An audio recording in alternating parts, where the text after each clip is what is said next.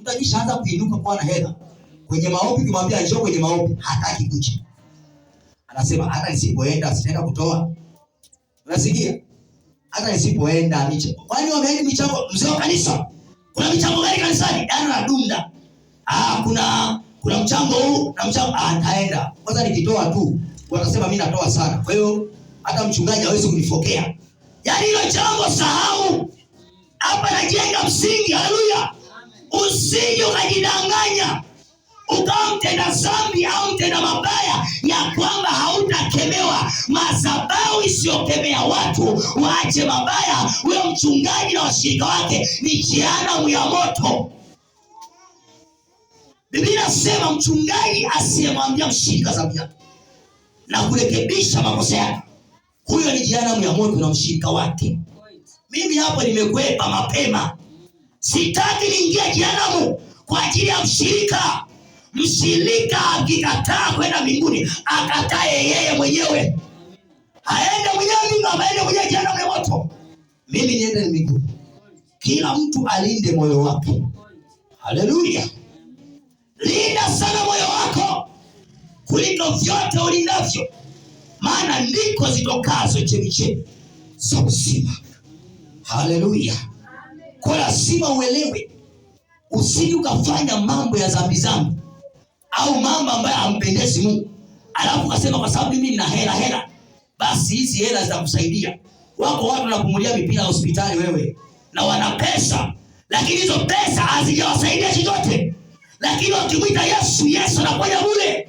Leo watu wanaingia madhabahu ambazo zina mambo rahisi. Mimi pale wanakemea sana dhambi. Kwa hiyo hataki kukemewa, anaingia kwenye makanisa mengine. Mimi naama na kuama. Anasema naama. Ukiama, bali ukienda kule wengine nasema vyote fanya ila toa sadaka. Siko madhabahu. Wazinzi wamo na wachawi wamo na kila kitu kimo. Lakini na sadaka wanatoa. Ila usimseme. Aisha mwambia mchungaji, wewe usituseme sisi. Nasikia ukitaka hela sema. Watu wako wasome watasoma. Kila kitu wewe tuambie sisi. Ila marufuku kunisema dhambi zangu pale madhabahu. Na wamekubali. Walevi wako humo, wazinzi wako humo, na wengine wanatembea na wake za watu. Wachungaji wamenyamaza. Hao wachungaji na washirika wenyewe ni jehanamu ya moto. Mshirika na mchungaji anayeficha dhambi. Unajua wachungaji wanakuwa wazinzi. Ngoja nikueleze kitu moja. Unapoona mtu anazini, ni mshirika, ni mzinifu kanisani, wewe ukamhifadhi, hautaki kumuonya aache ile njia. Sasa kinachofanya ni nini? Mchungaji anamwambia ili kufichia siri na mimi twende. Umesikia? Kwa hicho kitu kinafanya wachungaji wanakuwa wazinzi, kwa sababu wanajua ile siri ya yule mtu. Umesikia? Kwa hiyo dhambi ya uzinzi inamuondoa Mungu katika maisha. Na anasema ikimbieni zina. Ikimbieni nini? Zina. Mtu wa kwanza ni Yusufu, alikimbia. Haleluya. Nguo zote ziko wazi. Anasema hapa siwezi kusema Yesu nisaidie eti kwa jina la Yesu toka pepo. Hamna pale. Yaani mtaki kuvulia nguo, hamna cha toka shetani. Anasema ni kukimbia. Unasikia kijana? Unaweza ukaenda kufanya huduma sehemu. Ndugu yangu njoo naumwa, vijana hao. Anafika hapa anasema ingia kwanza chumbani huko. Umesikia? Mama alijitu lisima mtu limevua nguo zote. Unataka kufanya huduma, njoo kwanza huko bwana. Tena sasa wale watu ambao wamekaa muda mrefu hawana wake, hawana waume zao, ni tatizo. Mungu atusaidie sana. Haya njoo tukafanya huduma. Kumbe sio huduma, kuna huduma nyingine inaendelea. Kwa hiyo kwa makini katika huduma yako, usikaangushwa kwa uzembe. Mungu atusaidie sana. Nendeni kwa makini unapoenda kwenye huduma, mkiukomoa wakati, maneno yenu yawe machache yenye kukolea Mungu, manake neno lenye kukolea liwe juu yenu kwa jina la Yesu. Amen. Kwa lazima muelewe, madhabahu yoyote isiyokemea dhambi, hiyo madhabahu iko tayari na kupotea.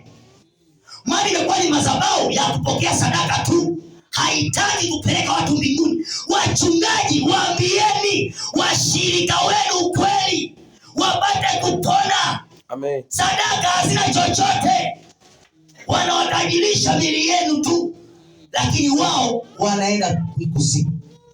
Kwa wachungaji hao wa sasa wamehifadhi washemasi na wazee wa kanisa na washirika wenye hela wenye magari, ndio wamewapa vipaumbele kwa hapa wazee wa kanisa na mashemasi. Tunamweka aliye nona kidogo bana. Unamwekaje mtu ambaye hana kitu bana? Utapata nini wewe? Tunaongozwa na Roho. Bwana sema enendeni kwa Roho, wala hamuwezi kuzitimiza tamaa za mwili. Maana wachungaji wengi wako mwilini, kwa wanatewa kwa mwili na urafiki. Usimweke Mungu rafiki kwenye madhabahu, uko tayari na kupotea.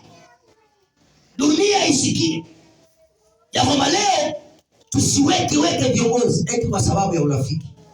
Utakuwa rafiki wa mchungaji, sio rafiki wa Mungu. Amen.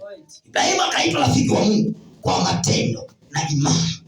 Matendo yenye imani yakamfanya Ibrahimu kuwa rafiki wa Mungu. Hajasema alikuwa rafiki wa mchungaji, alikuwa rafiki wa nani? Wa Mungu. Leo hii watu wanaenda na watu. Ndio maana mtu mmoja alikuwa kiongozi mwamuzi wa Israeli, anaitwa Samsoni, lakini yule bwana hatua ya mwisho Mungu amewakamata maadui zake kwenye mkono wake, anaomba ombi baya. Anasema, Baba, naomba nife pamoja na Wafilisti hao. Kwani alishindwa kumwambia Mungu, naomba unipe nuru niendelee kuona, alafu hao wanatoka tu jengo lianguke? Mungu angefanya. Watu mnaomba vibaya. Sasa akapoteza watu wakati Mungu anataka kuokoa watu wa mjuu. Akasema mimi nife nao. Mungu anajibu unachotaka wewe mwenyewe, anafanya unavyotaka. Kwa lazima uelewe kanuni. Kanuni ya madhabahu ni kufanya mchafu abadilike. Kanuni ya Mungu anapokoko, cha kwanza anasema ya kale yamepita, sasa ni mapya. Unaanza kufundisha kanuni mpya za maisha mapya ndani ya Kristo. Haleluya. Kama ulikuwa mlevi, unaacha ulevi. Ulikuwa mzinzi, unaacha. Ulikuwa muongo, unaacha. Mambo yote mabaya unayaacha, unaiachia dunia na unasahau. Mungu atusaidie sana. Kwa lazima muelewe ya kwamba Mungu yeye katika madhabahu yake amesimama katika haki yake.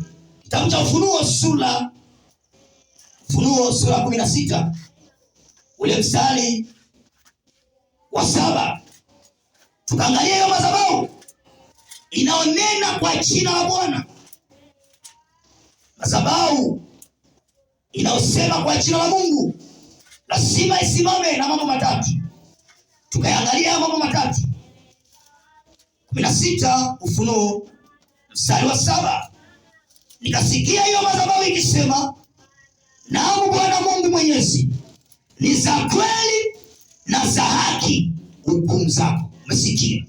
Hiyo ndio madhabahu. Huyo ndio mchungaji anayesimama kwa ajili ya mambo matatu: kwa ajili ya kuhubiri kweli yote, kwa ajili ya kufundisha watu kutenda haki yote, pamoja na hukumu, kuwafundisha watu ya kwamba siku za mwisho Yesu atakuja kutenganisha mbuzi na kondoo.